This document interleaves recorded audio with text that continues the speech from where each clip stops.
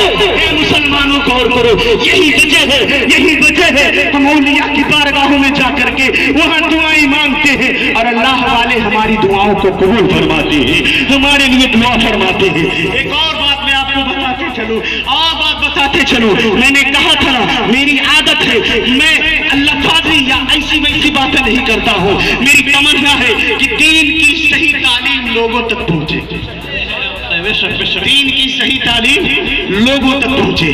اب آئیے، آپ کہو گے مولانا شکیل اختر ایسے مت بولو، حدیث اور قرآن سے بھی سمجھا دو، تو انشاءاللہ میں اس سے بھی سمجھا دوں گا۔ آج ہم مزار ولی پہ جا کر جب چادر چومتے ہیں، آنکھوں سے لگاتے ہیں تو فتوے برستے ہیں، چادر چومنا شرک ہے، یہ کرنا شرک ہے، وہ کرنا شرک ہے، طرح طرح کے بکواس لوگ کیا کرتے ہیں۔ لیکن آؤ مسلمانوں، سب کو بتاؤ اور سب کو بتاؤ، وہ چاہے کسی بھی مسلک کا ماننے والا ہو۔ میں تو بوانگے دوہرا اعلان کرتا ہوں جی، میری تقریبیں چاہے سنی ہو، چاہے دیوبندی ہو، چاہے وہابی ہو، چاہے غیر مسلم ہو، چاہے عیسائی، چاہے سکھ ہو، سب آ کر کے بیٹھے، سب آ کر کے بیٹھے، انشاءاللہ سب کو کچھ نہ کچھ ضرور ملتا ہوا نظر آئے گا، سب کو کچھ نہ کچھ ملے گا۔ اب ہم مزار پہ گئے، چادر کو پکڑے، ہاتھوں سے لگائے، چوم لی۔ اب ایک ہمارا بھائی دیکھتا ہے، وہ بھی کلمہ پڑھتا، نماز پڑھتا، نہ چادر نہیں چومنا چاہیے۔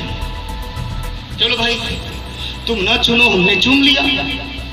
یہ تو قسمت کی بات ہے نا، کسی کو حلوہ ملتا ہے، کسی کو کالا کوا مل جاتا ہے، یہ تو قسمت کی بات ہے۔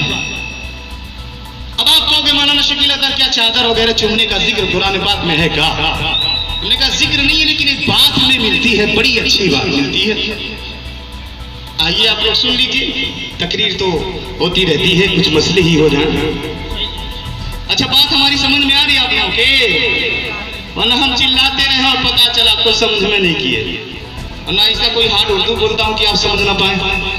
اب دیکھیے، قرآن پاک میں ایک سورہ ہے جس کو سورہ یوسف کہا جاتا ہے، یہ تو یاد ہوگا ہی آپ کو، ارے سورہ نہیں، نام یاد ہوگا، سورہ یوسف۔ سورہ یوسف میں حضرت یوسف علیہ السلام، ان کے بھائیوں اور ان کے والد گرامی کا تفصیل کے ساتھ تذکرہ ملتا ہے۔ حضرت یوسف علیہ السلام کی محبت میں ان کے باپ حضرت یعقوب علیہ السلام اتنا روئے کہ ان کے دونوں آنکھوں کی بینائی چلی گئی، اندھے ہو گئے، نابینا ہو گئے۔ جب حضرت یوسف علیہ السلام مصر کے بادشاہ بنے، بھائیوں سے ملاقات ہوئی، پوچھا ابا جان کا حال کیا ہے، ابا جان کا حال کیا ہے؟ بھائیوں نے کہا بھائی کیا بتائیں، اتنا روئے آپ کے غم میں کہ ان کی دونوں آنکھوں کی روشنی چلی گئی۔ تو اس وقت کیا کہا حضرت یوسف علیہ السلام نے؟ یہ نہیں کہا کہ کسی بڑھیا ڈاکٹر کو نہیں دکھائے کیا، کسی بڑھیا حکیم کو نہیں دکھائے کیا، کسی سرجن کو نہیں دکھائے کیا۔ حضرت یوسف علیہ السلام نے کیا کہا؟ اذهبوا بقمیصی ھذا فالقوه علی وجہ ابی یاتی بصیرا۔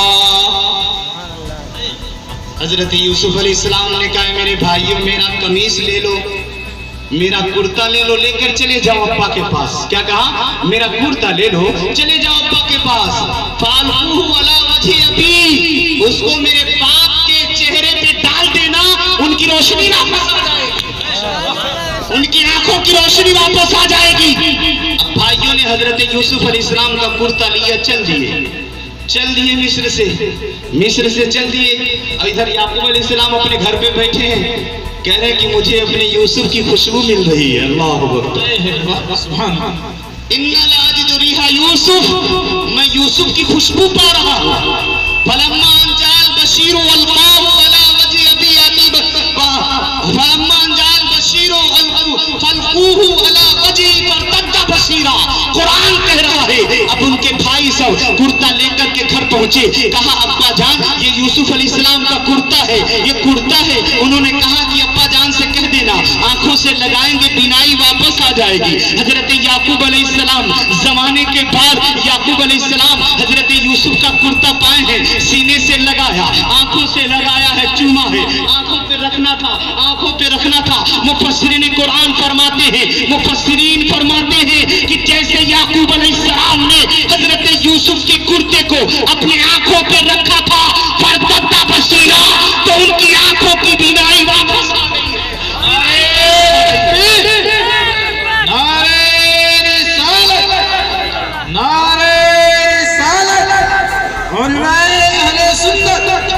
علماء اہل سنت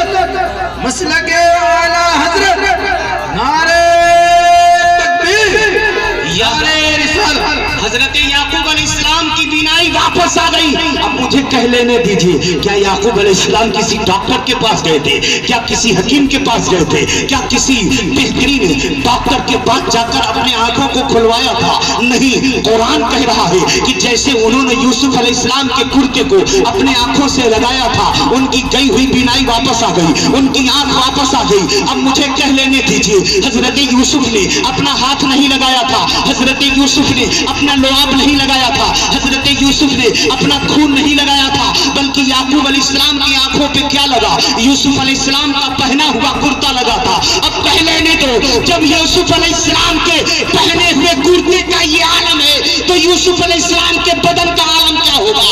اجی یوسف کے کپڑے کا جنگ عالم ہے کہ کپڑا اگر نبی کے بدن سے لگ جائے تو کپڑے میں طاقت پیدا ہو جاتی ہے. کپڑے لگ جانے سے کپڑے کا کمال ہو گیا کہ کپڑے کے وجہ سے بینائی واپس آ گئی. تو جب یوسف کے کپڑے کا یہ عالم ہے تو امام الانبیاء کے کپڑے کا